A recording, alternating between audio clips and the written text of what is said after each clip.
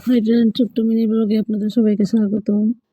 সকাল হলেই কর্মজীবনে কর্মব্যস্ততা শুরু হয়ে যায়। দেখুন, সূর্য উঠে গেছে।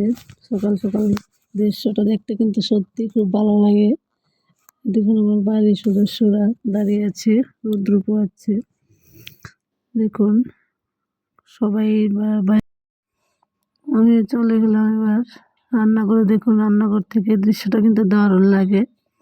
শীতের সবজি রান্না করব কি দেখছি।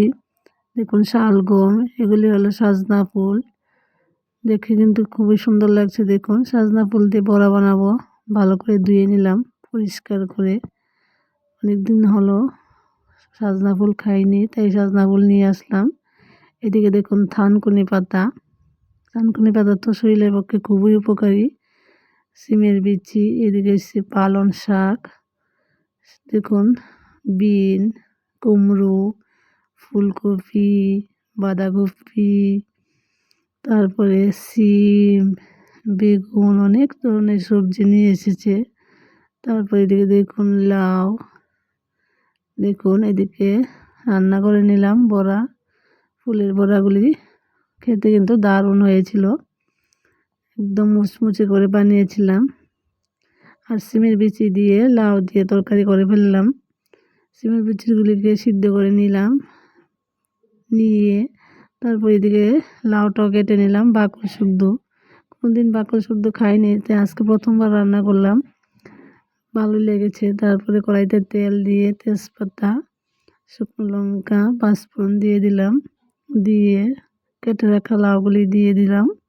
দিয়ে তার মধ্যে লবণ দিয়ে হলুদ দিয়ে একটু নেড়ে চেড়ে নিয়ে ঢাকা দিয়ে দিলাম। ঢাকা খুলে নিয়ে তারপর দিয়ে দিলাম আদা বাটা এবং কাঁচা লঙ্কা। আদা বাটা না দিলে কিন্তু লাউ তরকারিতে আবার ভালোই লাগে না।